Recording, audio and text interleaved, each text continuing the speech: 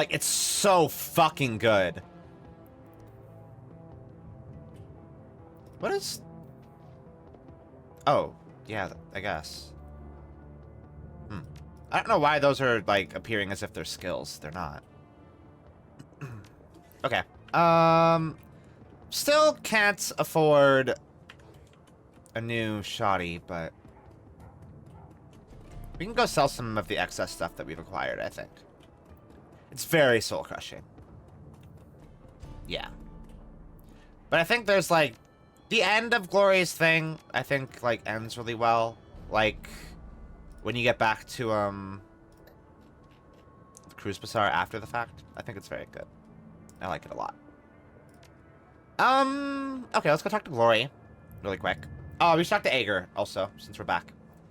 Oh, talk to Kim? I don't know if Kim has much more to say at this point, actually. I think Kim's done. Yep, Kim's done. What about Lane? Even from a distance, it is clear something is not right with Lane. Coming closer, you can see dried blood on his face and clothes, as well as a few discolored blotches that pass for bruises on Troll's skin. More noticeably, there is considerable damage to the man's left prosthetic leg, which he now tends to with tools as antiquated as the leg itself. Are you alright, Alexei? I'm fine. Nothing a few swings of a wrench can't fix. Or a few swings of a crutch. Someone comes at me, thinks me weak, and I show him otherwise. Leaning to one side, Lane's crutch is caked in more blood and what appears to be bits of hair. Are you sure you're alright? I've suffered far worse, as you might imagine, and I don't need you or anyone else babying me. Tell me who did this to you. Just a punk with some bad ideas. Forget about it. I'll leave you be. Let's talk to Samuel really quick. Hello again, mein Freundin. What can I do for you? How's Alexander doing? Okay. Same shit? Same shit. Are you accepting donations? The work program has been a rousing success. At this point, we only have one more goal in mind to round out the year. I have been in negotiations with Harebrained Schemes to lease another building in the Cruise Bazaar.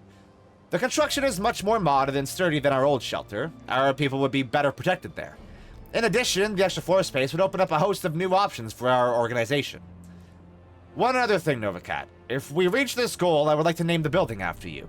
You are, after all, our primary benefactor. With 500 new yen, we could make the purchase. Whatever you could spare would be most appreciated. 500 new yen. Easy.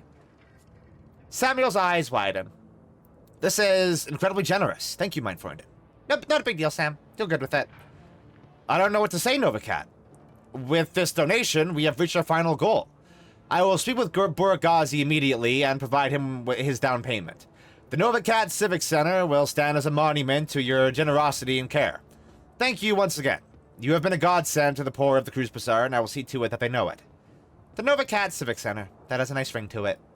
It does. Yeah, it's cool as hell. The Novacat Civic Center. Yeah. So we'll talk to Ager, talk to Glory. I think we're kind of done with Dietrich as well. Honestly, I don't know if we have much else to talk to him about. Oh! I forgot that we had that last DVD as well. We have a lot more talking to do. Which is good. That's why this game is good, because it's mostly talking and way less gameplay. We should talk about what happened with the engineer. She nods. Agreed. I'm ready to go over it if you are. So, the engineer was working for a secret society. I wasn't expecting that. Neither was I.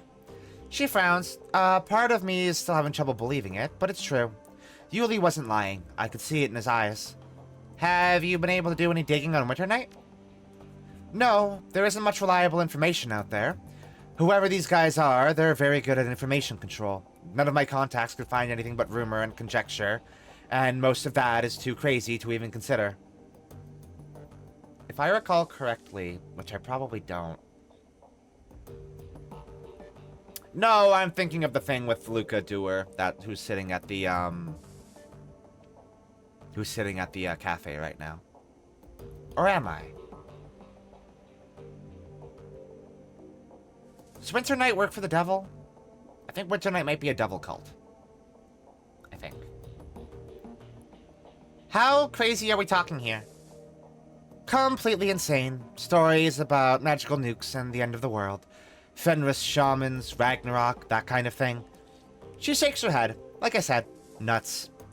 There are a lot of crazy things going on in this world. That doesn't mean they're not real. She nods slowly. Yes, there are. No, it doesn't. But this is just too far out for me to accept. It's far more likely that they release these stories themselves to throw people off of whatever they're really doing. Anyway, we stopped them cold and shot and nest. Whatever their business is, whatever was going to be in those crates that the engineer was having shipped there, and it isn't our problem anymore. The cruise bazaar is safe, on that front at least. Yeah, it is, and we've got you to thank for that. And you, don't downplay what you did back there. Anyway, we shouldn't let it go to our heads. We still have a dragon to worry about. When I left that room to search for clues, the engineer told you something. Something that pushed you over the edge. Her eyes narrow. That son of a bitch said a lot of things. What of it?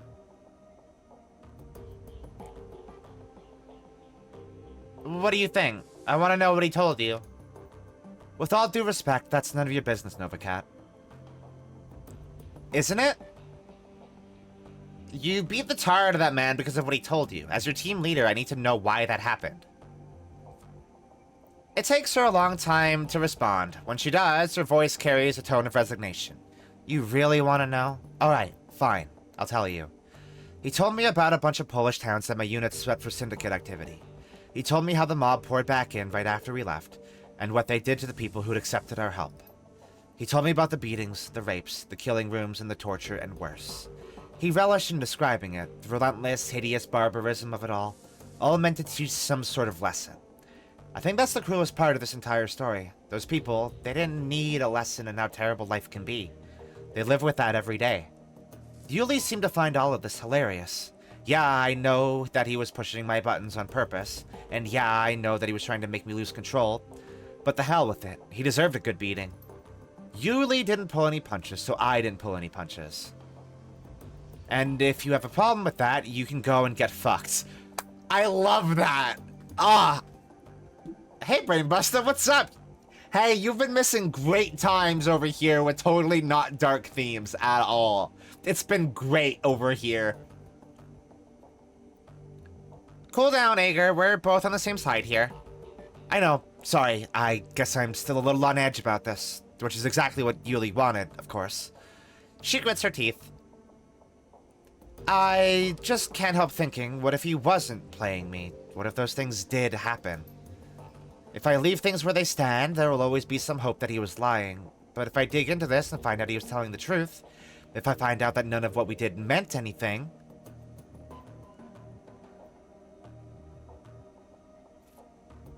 You can't just leave it like this. A question mark. I know you, Ager. You're too strong to run from the truth. I'm not running from anything, fearless leader. I'm going to look into this, wherever it leads me. She looks you in the eye, but I'm not going to do it today. When you are ready to start looking, you can call on me for help. I've got your back, Ager.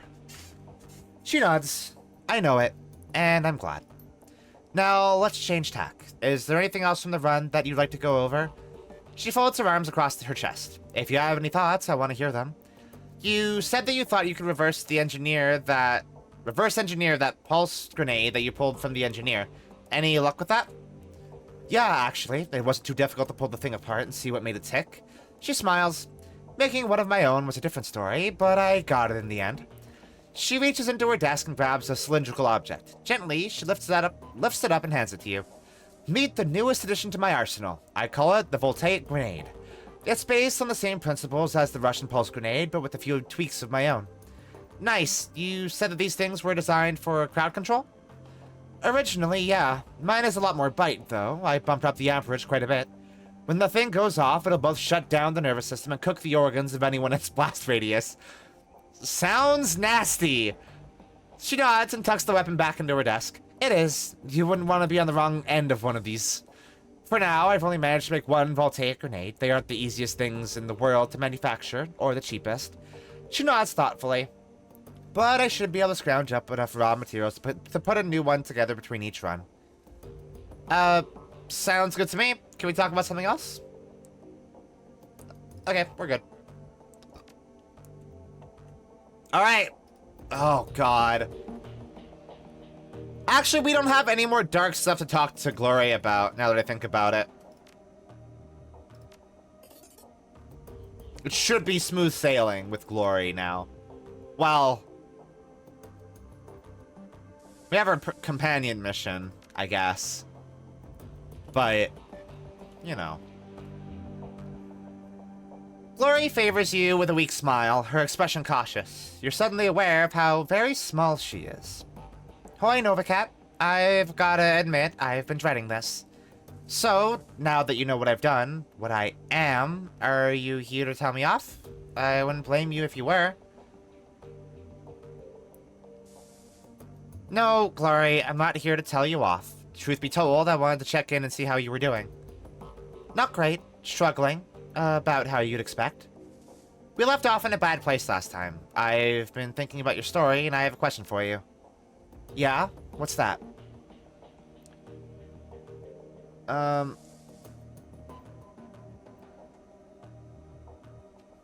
You got out of Furestel, but Hero's Cult is still up and running, right? Still full of kids who are being brainwashed and worse? So, shouldn't we do something about that? She holds her silence for a long time. Finally, she nods. Yes, I've been thinking about this for a long time, Novacat. And every time that I've gotten close to making a decision, I've turned and run away again. No more running. I'm ready to face this thing, but I can't do it alone. I'm going to need your help. I'm glad that we're on the same page. Alright, if we're going to do this, we need to be clear on what our goal is. There are a lot of innocent people in that place, lost street kids who got sucked in by Marta and the other girls like her. Saving them won't be easy, but it feels like the right thing to do. But then, there's also Harrow to consider. I want that man dead. Lord knows he deserves it, and if we don't make killing him our top priority, he might get away from us. If that happens, if he runs, he'll eventually start up another cult somewhere else where we can't find him. And all of this will have been for nothing. We're likely to run into other complications as well, so I think that we need to make a decision here up front. What would you do in my place? Rescue the kids or take down Harrow? I don't think that we can manage both.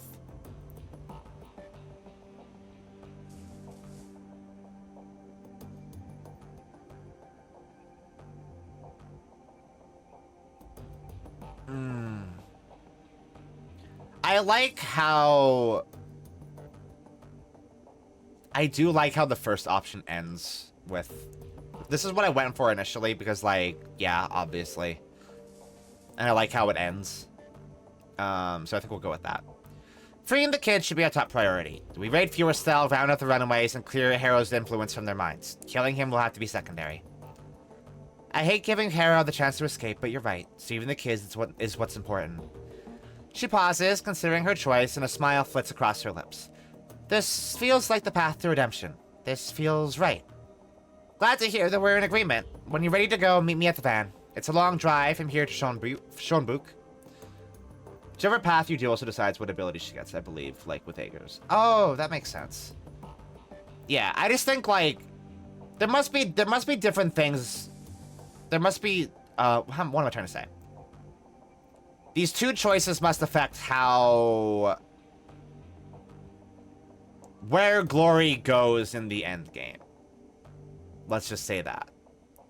She nods. Right. I'll get my thanks. Oh, and thanks, Novacat, for everything. Alright. We're taking the van, not the U-Bomb this time.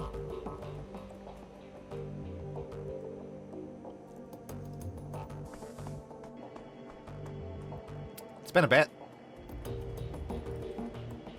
I can't remember if is this just the mission where we take Glory and our protag? Yep. Alright. Oh, yeah. So, focusing on saving the kids must upgrade her biotech or give her better healing capabilities. Killing Harrow must upgrade her, like, damage output, right? I think that makes sense. Compassion versus malice, you know?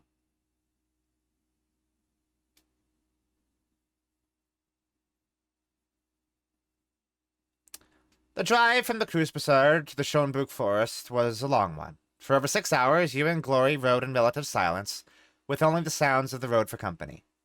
Now you find yourself crouching in the woods, watching, waiting. Off in the distance, the rustic exterior of Feuerstelle looks curiously warm and inviting, but you know what's waiting inside. The anticipation churns at your guts like a living thing. Eventually, a van pulls out of the compound's driveway and rolls out along a service road before disappearing from view. Glory gives you a nod and begins to scramble forward. Harrow has left the building. It's time for you to make your way inside. Alright.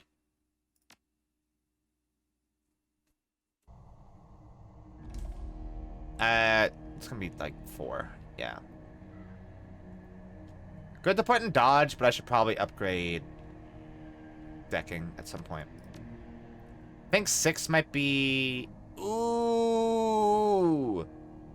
7 is definitely where I want it. Fuck. The weathered edifice of Feuerstelle looms above you, dark and sinister in the chill night air. Despite the horrifying stories that Glory told you about this place, something about it feels strangely comforting. In the back of your mind, insidious voices whisper that you could stay here forever. Do you feel it? The lure of this place? Glory gestures with a limb of chrome and steel. When I was a kid, when I was a whole, the pull was irresistible.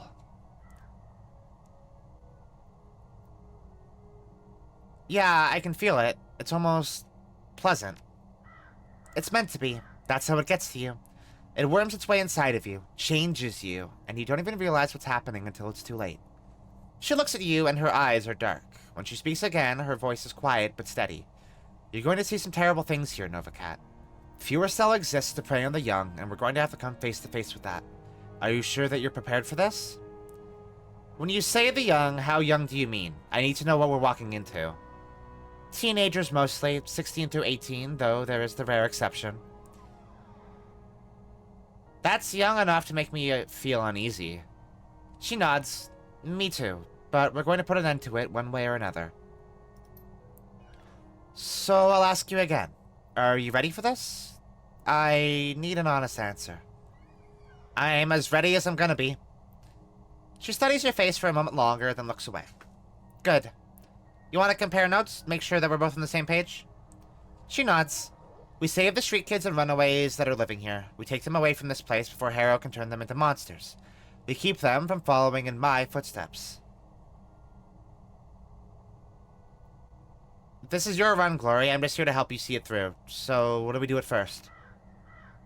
Harrow keeps a shrine in the compound. It's the key to his control over the cultists. We're going to purify the shrine and break that control. And then we're going to lead those kids out of here. Ooh, really? I mean, lore with the adversary is kind of unnecessary.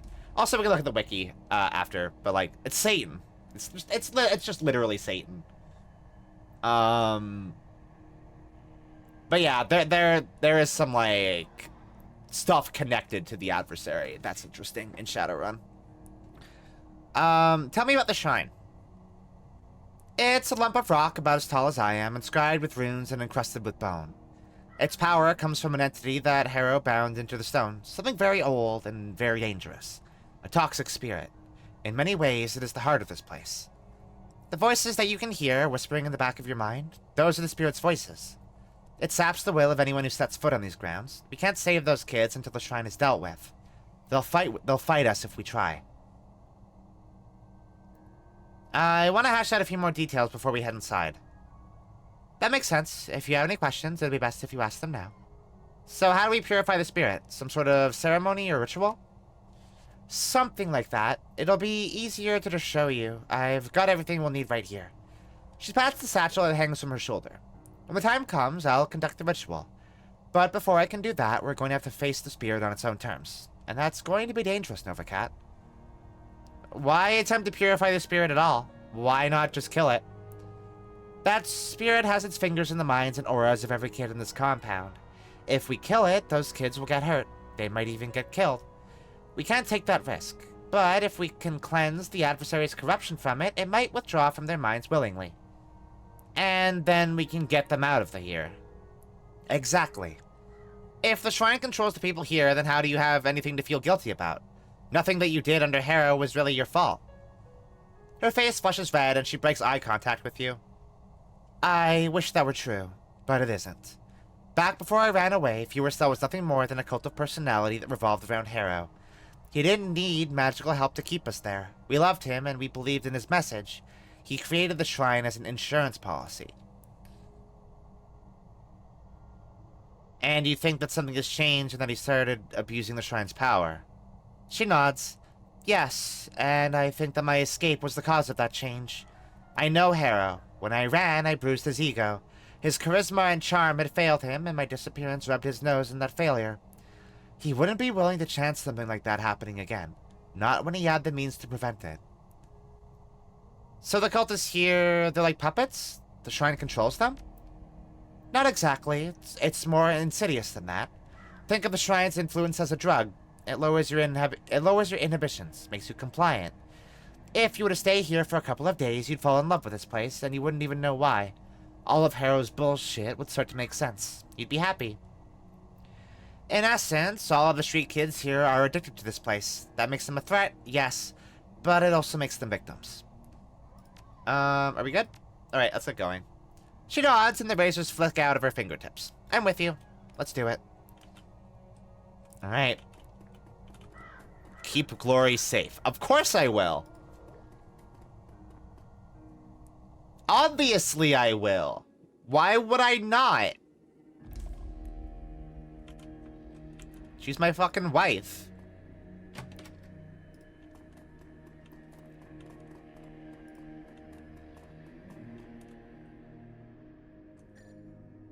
Oh, we should get them addicted to Coco Melon. You're right. Now they're teenagers. They're not kids. The doorway shimmers with a faint red light. As you approach the door, you can feel a squirming sensation in the back of your skull. Your limbs begin to tingle, then feel heavy. The closer that you get to the doorway, the more of a struggle it is to continue moving forward. It feels as though the strength is being siphoned from your body. That's absolutely true, Catherine. Because my fucking Deckard dwarf here is a wimp. Chloe stares into the light, frowning. The shrine room is through there, but this barrier wasn't here before. Harrow must have warded the doorway after I ran. How do we get through? The ward is like a lock. There must be a key. Back when I helped Harrow run this place, he and I were the only ones allowed in the shrine room.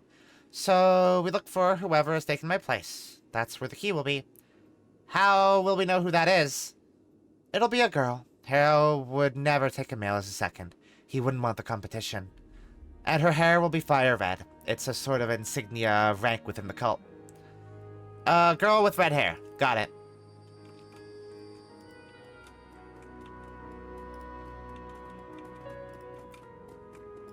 I think Gloria has told us enough about her backstory that we can kind of assume who the girl with red hair is going to be. Right?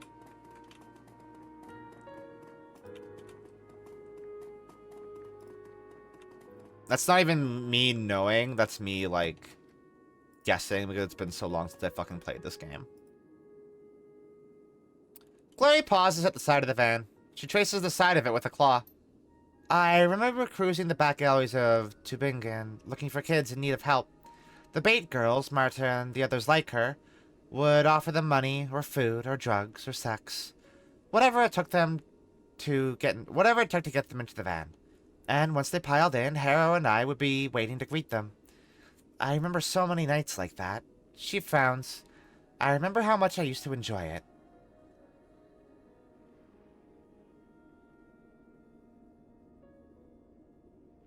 Coming back here shows integrity, Glory. Most runners that I know wouldn't have done what you're doing tonight. Left to my own devices, I probably wouldn't have. You pushed me to do this, to find some semblance of redemption. I owe you for that. You don't owe me anything. She shrugs. Tell yourself whatever you like. We both know the truth. Come on, let's keep going. Okay.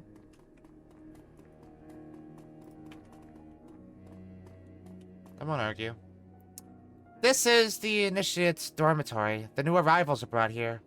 There's still hope for these kids, Novacat. Harrow hasn't a chance to ruin them yet. Good to know. We'll try to get them out of here. Glory raises a hand, suddenly alert. Wait, Listen. Movement in the other room. You strain your ears to listen. Soft voices from inside of the room come drifting out of a nearby vent. You hear a woman's voice. The sound is crisp and smooth and sweet, and it instantly puts you at ease. Calm down, dear. It's probably nothing. No need to worry yourself. We're so far off the beaten track, we don't get a lot of visitors. Out of the corner of your eye, you can see Glory's back stiffen. She flinches as though she's been stung. Another voice, high-pitched and pleading. An adolescent boy. But what if it is someone? What if the bad people have found us? What if they followed me here and they've come to... The female voice cuts in, soft and comforting. Well then, we'll send them away. You're perfectly safe here. You have to believe that. Don't worry, dear heart. Hera won't let anyone hurt you. Not here in this place. Not ever again. You hear another boy's voice. This one is deeper. Are you sure, Marta? Positive. Be calm, all of you. As long as you're here with us, nothing bad will ever happen to you. Is that your Marta, Glory? Glory gives you a curt nod. Not mine. Hera's. But she's the Marta from my story, yes. What do you want to do? Glory pauses, grits her teeth. Finally, she spits out an answer. If she's still here, she'll be Hera's number one. My old position. He had his way with all of us, but he was always sweet on Marta. That means that she'll have a key to the shrine room. Maybe we can talk to her, convince her to give us the key. Maybe, but not here, and not now. Those kids in there, they'd all die for her.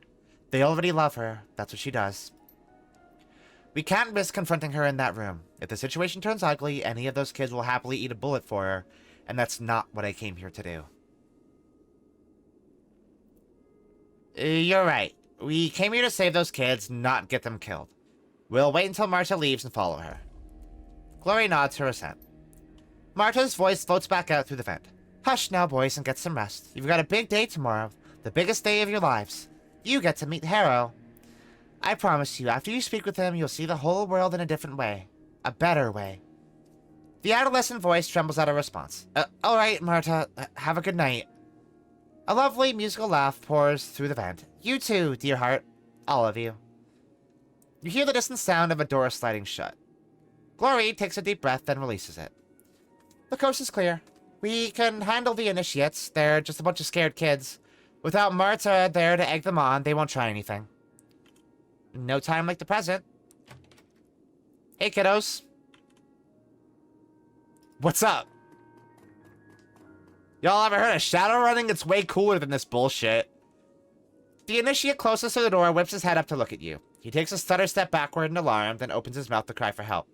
You don't want to do that. Florian looks deep into the initiate's eyes, transfixing him. We're not here to hurt you.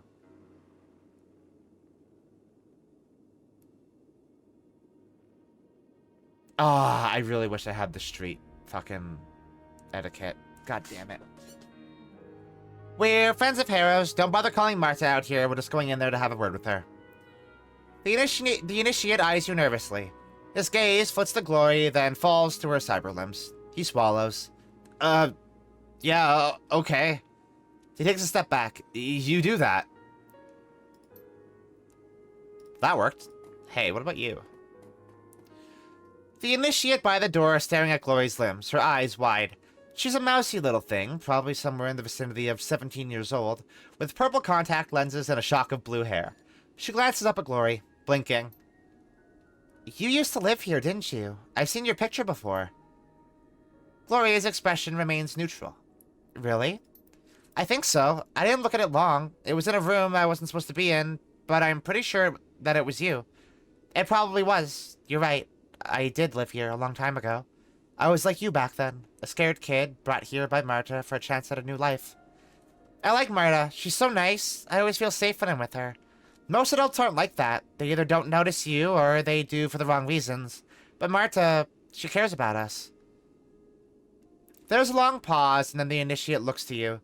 Screwing up her courage, she speaks. Can I ask you a question? Go ahead, ask away. Well, I overheard Marta talking with Mr. Harrow yesterday.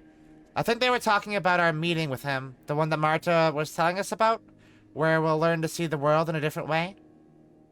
Go on. Well, I couldn't really hear the whole conversation. It was all muffled, but what I could hear was kind of weird. Mr. Harrow said some stuff about a shrine, and then it sounded like he changed the subject, because he started talking about dinner. Something about chopping up meat. Well, Marta got real upset. Said, they're too new, they're not ready, make the older ones do it. Stuff like that. But then Mr. Harrow said some other things, and then she calmed down again. When she left, she was smiling. And so I was just wondering, do you know what they were talking about? I want to make sure that Marta is okay, but I can't ask her about it because I don't want her to find out that I was eavesdropping.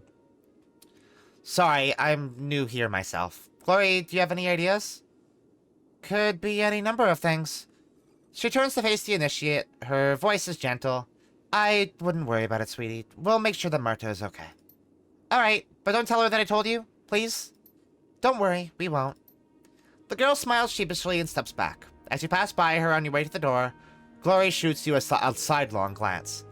I don't know for certain what Harrow has planned for those kids, but I do know one thing. Whatever it is, we aren't going to let it happen. Agreed.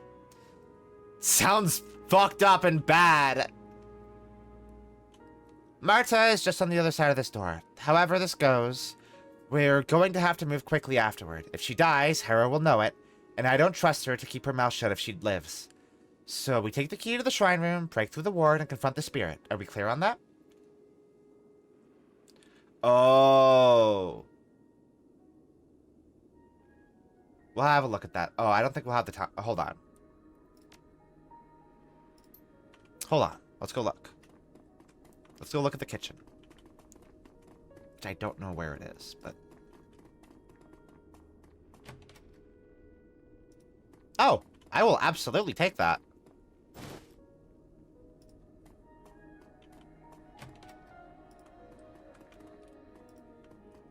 I don't know what the center room is.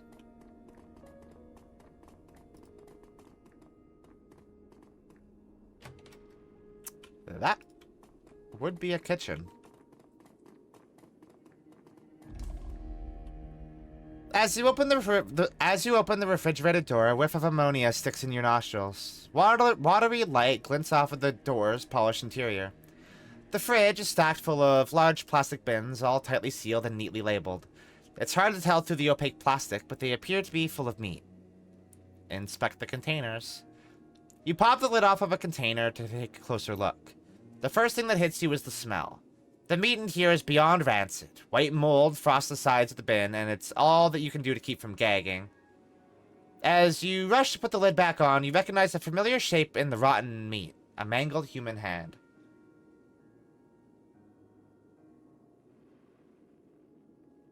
Center is a lounge. Glory will actually warn you off from going into both those other rooms for check them before advancing.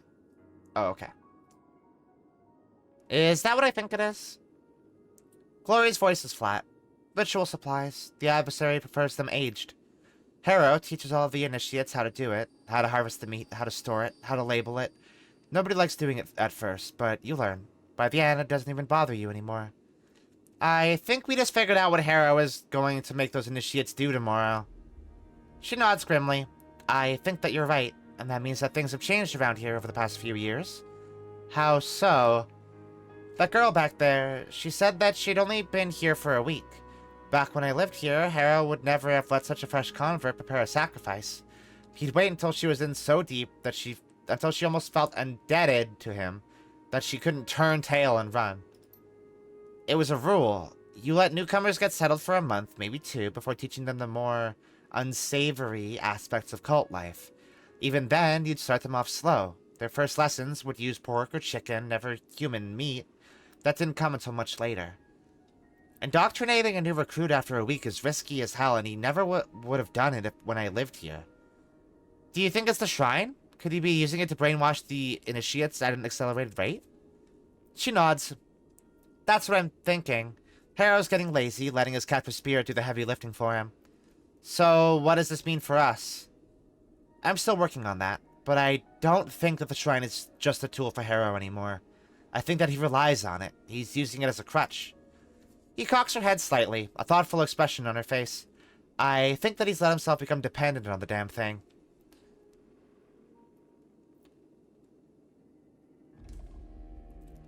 Good. If the Shrine's influence is the only thing keeping these kids here, that'll make our job a lot easier.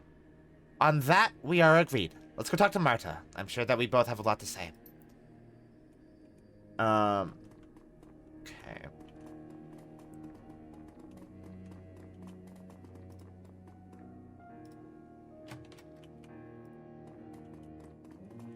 A terminal, you say? It looks as though this terminal is used exclusively for financial transactions. After a bit of digging, you find a list of payoffs to local law enforcement, paid by Harrow, no doubt, to ensure that the police look the other way. That's pay data, baby. An ostentatiously large tome sits cradled on this pedestal. The paper is robust and fibrous, and the binding has been expertly stitched. A steel plate running along the book's spine anchors it to the pedestal. Glory stares down at it, frowning.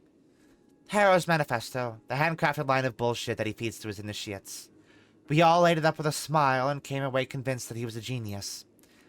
She leaves through the pages with an articulated finger. Looks like he's expanded it over the last few years. It's at least twice as thick as it was when I lived here. Maybe there's something in there that we can use. I wouldn't want to hang around long enough to find out. This is Harrow's personal library. He used to experiment in here. There were dangerous things in here, Novacat. Sick things. I was never allowed in this room without Harrow. Nobody was. He said that it was for our safety, and I think that he was telling the truth. She pauses. I feel uneasy being in here. I don't want to stay any longer than we have to.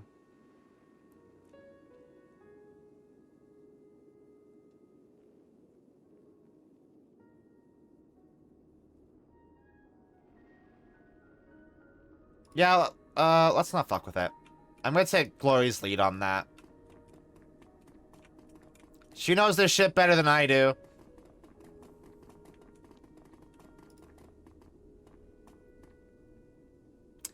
You can hear a distant murmuring sound coming from inside the room. Voices, 3, maybe 4 people, all talking amongst themselves. You can't make out what they're saying, but one of the voices sounds desperate. You've heard the tone before. It's the sound of a man pleading for his life. We should keep moving. Whatever's going on in there, we don't want to get involved. It sounds like somebody's in trouble in there. I don't doubt it. But we can't do anything about that right now. The cultists in there have been brainwashed by Harrow. Whatever they're doing, they aren't doing it of their own accord. After we've purified the shrine, then we can intervene. But if we go in there now, they're going to attack us and we're going to have to kill them. That's not what I came here to do. Alright, Glory, you win. Oh yeah, okay, that's fair. This is Glory's run, I'm not making the decisions.